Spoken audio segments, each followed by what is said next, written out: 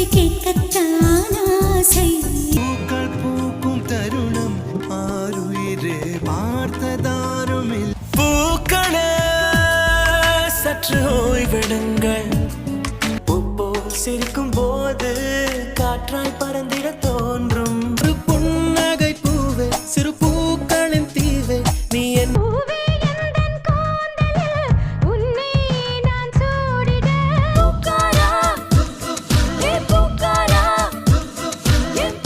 பூவாசம் புறப்படும் பெண்ணே நான் பூ பறிக்க நீயும் போகாதே உன்னை பார்த்தாலே நெஞ்சை பூ போல் கொய்தவளே.